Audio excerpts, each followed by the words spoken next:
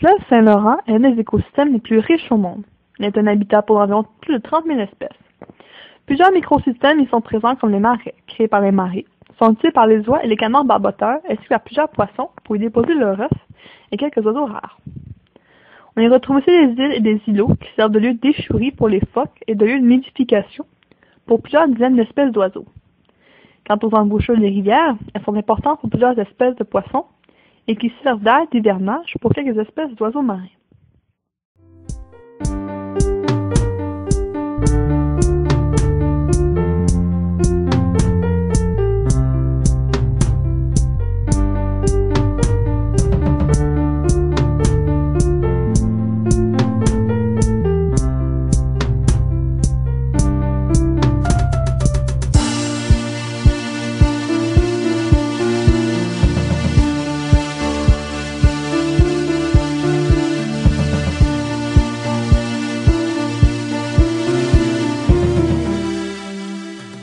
Un phénomène qui contribue grandement à cette biodiversité est la résurgence. Cela permet un renouvellement des sels minéraux dans les eaux de surface. Ces sels permettront au plancton ainsi qu'à d'autres espèces voisines d'agrandir. Ce phénomène est provoqué par l'arrivée des eaux très denses et froides de la couche d'eau profonde venant de l'Atlantique du Nord. À la hauteur de Tadoussac, la profondeur du fleuve passe de 300 à 20 mètres sur une courte distance. Ceci provoque la brusque remontée de l'eau profonde vers le haut, mélange celle-ci à l'eau de surface.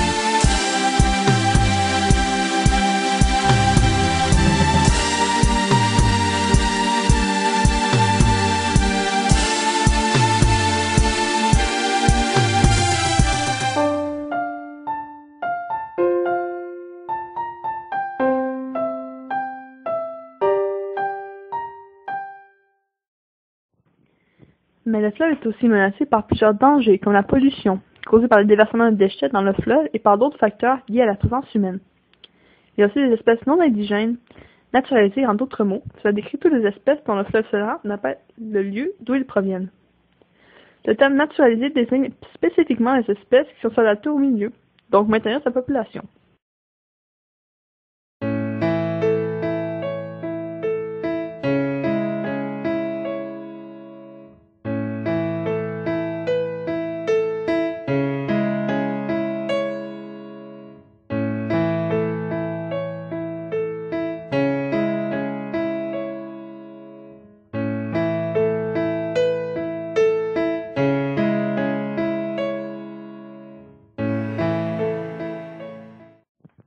que depuis 200 ans, au moins 163 espèces non indigènes ont été introduites dans les Grands Lacs et qu'environ 85 ont été vues dans le fleuve Saint-Laurent, donc environ 50% sont des plantes.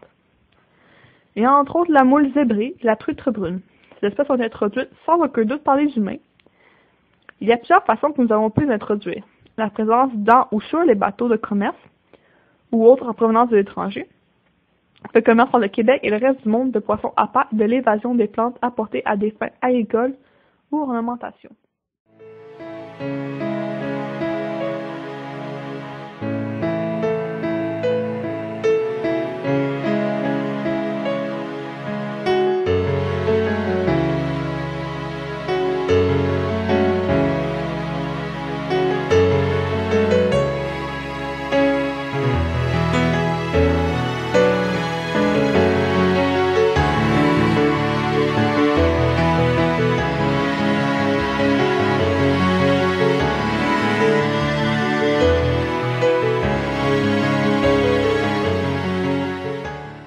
Les conséquences, elles, peuvent être catastrophiques.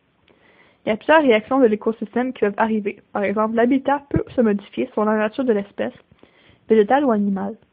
Il peut aussi y avoir de la prédation par ces espèces, des maladies introduites par celles-ci, ou encore la compétition. À titre d'exemple, on estime les coûts économiques provoqués par la moule zébrée, depuis son introduction en 1985 dans les Grands Lacs et le Saint-Laurent, à près de 5 milliards de dollars. Malgré plusieurs programmes d'extermination des espèces non indigènes, plusieurs de celles-ci pourraient être dans plusieurs années une source de problèmes importante.